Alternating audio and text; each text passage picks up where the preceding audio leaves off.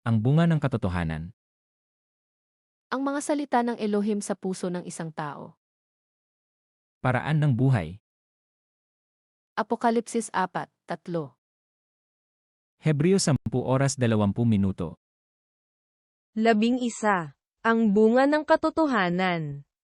Ang heartland. Alisin ang kasinungalingan sa iyong puso at gawin itong mabuting lupa, maghasik ng mga binhi ng katotohanan, at magbunga sa pamamagitan ng paglinang ng katotohanan. Pagbawi ng lupa. Hanapin ang kasinungalingan na sinasabi ng Biblia na itapon o huwag gawin, alisin ito sa iyong puso, at gawin itong matabang lupa. Pagtatanim ng mga binhi ng katotohanan. Hanapin ang katotohanan na sinasabi ng Biblia na panatilihin, at itanim ang binhi ng katotohanan sa pusong bukid na gawa sa matabang lupa, linangin ito at magbunga ng katotohanan. Ang bunga ng katotohanan. Ang bunga ng katotohanan. Proyek. 1. Proyek, itapon mo. 2. Proyek, wag na. 3. Proyek, panatilihin ito. 4. Proyek, gawin mo. Project, wag mong gawin. Alisin ang kasinungalingan sa iyong puso at gawin itong mabuting lupa. Paraan ng buhay. Apokalipsis 4:3. Hebreo 10:20. Unang Korinto Kapitulo 5 Versikulo 7. Alisin niyo ang lumang lebadura, upang kayo'y maging bagong limpak, na tulad sa kayo'y walang lebadura. Sapagkat ang kordero ng ating Paskwa ay naihain na, sa makatuwid bagay si Kristo. Alisin ninyo ang lumang lebadura, ang kasalanan, upang kayo'y maging malinis. Sa gayon, matutulad kayo sa isang bagong masa na walang lebadura at ganyan nga kayo. Sapagkat naihandog na ang ating korderong pampaskwa si Kristo. Efeso Kapitulo 4 Versikulo 22. At inyong iwan, tungkol sa paraan ng inyong pamumuhay na nakaraan, ang dating pagkatao, na sumama ng sumama ayon sa mga kahalayan ng pagdaraya. Iwan na ninyo ang dating pamumuhay. Habarin na ninyo ang inyong dating pagkatao, na napapahamak dahil sa masasamang pita. Efeso Kapitulo 4 Versikulo 25.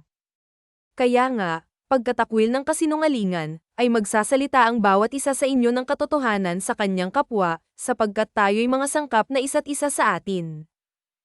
Dahil dito, itakwil na ng bawat isa ang kasinungalingan, at lahat ay magsalita ng katotohanan sa kanyang kapatid, sapagkat tayo'y bahagi ng iisang katawan. Efeso Kapitulo 4 Versikulo 31. Ang lahat ng kapaitan, at kagalitan, at pagkakaalit, at kadaldalan, at panglilibak, ay mga alis nawa sa inyo, pati ng lahat ng masasamang akala. Alisin na ninyo ang lahat ng sama ng loob, galit at puot, huwag na kayong mambubulyaw, manlalait, at mananakit ng damdamin ng kapwa. Kolosas Kapitulo 3 Versikulo 8. Datapwat ngayon ay inyo namang layuan ang lahat ng mga ito, galit, kapuotan, paghihinala, panunungayaw, mga salitang kahalay-halay na mula sa inyong bibig. Ngunit ngayon, itakwil niyo ang lahat ng ito, galit, put, at sama ng loob. Iwasan na ninyo ang panunungayaw, at malaswang pananalita. Kolosas Kapitulo 3 Versikulo 9. Huwag kayong mangakbubulaan sa isa't isa, yamang hinubat na ninyo ang datihang pagkatao pati ang kaniyang magagawa. Huwag kayong magsisinungaling sa isa't isa, yamang hinubad na ninyo ang dating pagkatao pati ang gagawa nito. Unang Tesalonika Kapitulo 4 Versikulo 3. Sapagkat ito ang kalooban ng Diyos, sa makatuwid bagay ang inyong pagpapakabanal, na kayo'y magsiilag sa pakikiapid.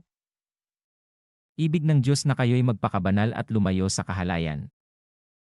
Unang Tesalonika Kapitulo 5 Versikulo 22. Layuan niyo ang bawat anyo ng masama. lumayo kayo sa lahat ng uri ng kasamaan. Unang Timoteo Kapitulo 4 Versikulo 7. Datapwat itakwil mo ang mga kathang masasama at walang kabuluhan. At magsanay ka sa kabanalan. Huwag mong pag-aksayahan ng panahon ang mga alamat na walang kabuluhan, sa halip, magsanay ka sa kabanalan. Ikalawang Timoteo Kapitulo 2 Versikulo 16. Datapwat ilagan mo ang mga usapang walang kabuluhan, sapagkat sila'y lalong magpapatuloy sa kasamaan. Iwasan mo ang walang kabuluhan at malalaswang usapan sapagkat ang mga gumagawa niyan ay lalong nalalayo sa Diyos.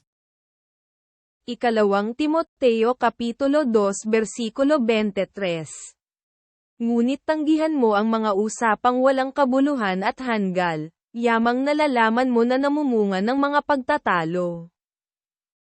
Iwasan mo ang walang kabuluhang pakikipagtalo sapagkat ito'y hahantong lamang sa awayan. Hebreo Kapitulo 12 Versikulo 1. Kaya't yamang nakukubkob tayo ng makapal na bilang ng mga saksi, itabi namang walang liwag ang bawat pasan, at ang pagkakasalang pumipigil sa atin, at ating takbuhing may pagtitiis ang takbuhing inilagay sa harapan natin. Ama natin ang Diyos, yamang naliligid tayo ng makapal na saksi, iwaksin natin ang kasalanan, at ang anumang balakid na pumipigil sa atin, at tayo'y buong tiyagang magpatuloy sa takbuhing nasa ating harapan. Santiago Kapitulo 1 Versikulo 21. Kaya't ihiwalay ninyo ang lahat na karumihan at ang pagapan ng kasamaan, at tanggapin ninyo na may kaamuan ang salitang itinanim, na makapagliligtas ng inyong mga kaluluwa. Kaya't talikdan niyo ang inyong maruruming gawa, at alisin ang masasamang asal, at buong pagpapakumbabang tanggapin ang salita ng Diyos na natanim sa inyong puso. Ito ang makapagliligtas sa inyo. Unang Pedro Kapitulo 2 Versikulo 1. Kaya't sa paghihiwalay ng lahat na kasamaan, at lahat ng pagdaraya, at pagpapaimbabaw, at mga pananaghili, at ng lahat ng panglalait. Ang batong buhay at ang bayang hinirang, kaya nga, talikdan na ninyo ang lahat ng kasamaan, ang lahat ng pandaraya, pagkukunwari, pagkainggit, at paninirang puri.